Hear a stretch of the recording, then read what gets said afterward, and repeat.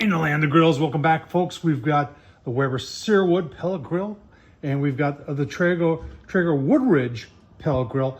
Talking about grease control today. Which one of these two controls grease better? Let's get started. All right, I'll leave the link down below to both reviews I did on both these grill. The Weber Searwood is about $1,000 pellet grill, sometimes $900. The Woodridge, they have three different levels of this grill, I guess you could call it. This is the least expensive. Right now at Home Depot, I see this right around, and this is almost fall, late summer of 2025. I see this for about $800. But what I really want to talk about is the internals are so different when it comes to grease management on both these grills, with this being a little bit more traditional and this being like a kind of a Weber thing. Let's just take a look at the insides, how they manage grease, and then I'm going to tell you which one of these two I would use. And then, well, you know what, we'll let you take a look as we put like a lot of chicken legs on one of these grills and see how it manages. Right, on the inside of the Weber. Now, Weber, this is their second go around at pellet grills, the Searwood.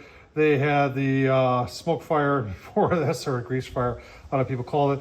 Weber's got this thing with flavorizer bars, and they wanted to incorporate it into their pellet grills.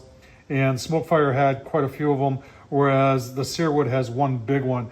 The problem with the Searwood is that on the other one, you could put a grease tray underneath this tray. With this big tent style type of flavorizer bar in here, you really can't do that. So the grease hits that.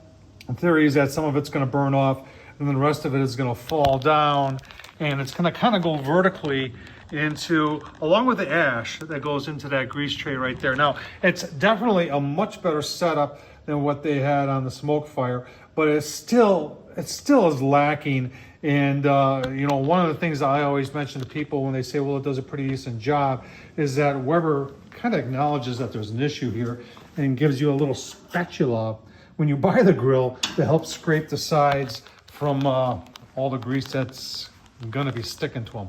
So let's tell you what, keep that in mind, and let's go look at something a little bit more traditional when it comes to grease management. Starting with the Traeger underneath, that's where the grease goes, and it pulls out in a cup there. They have separated the grease from the ash, and let's take a look on the inside. There's the big difference right there.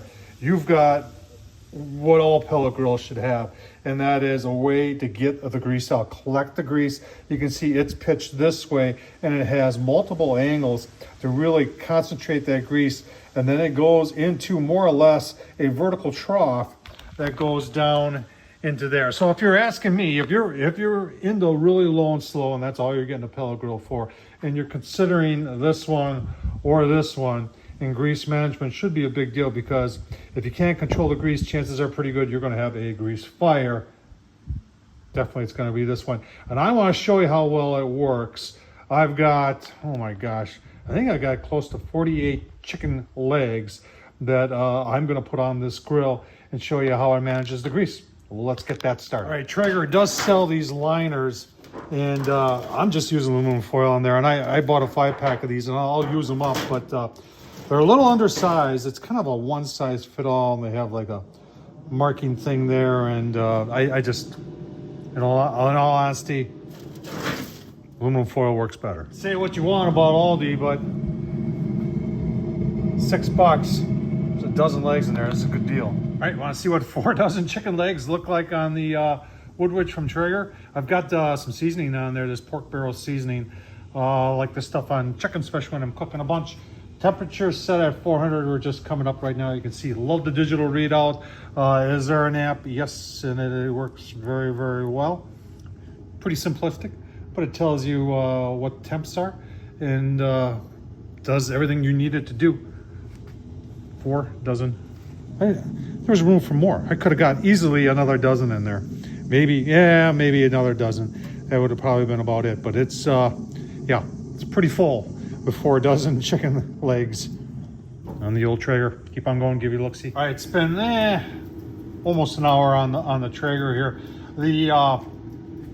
The side furthest away is, or the left side, this definitely runs closer to temp. That's just about 325 as opposed to the right side, which is 275. You can see we're set at 325, 325 it is. This grill is very, it's different in the fact that it's long.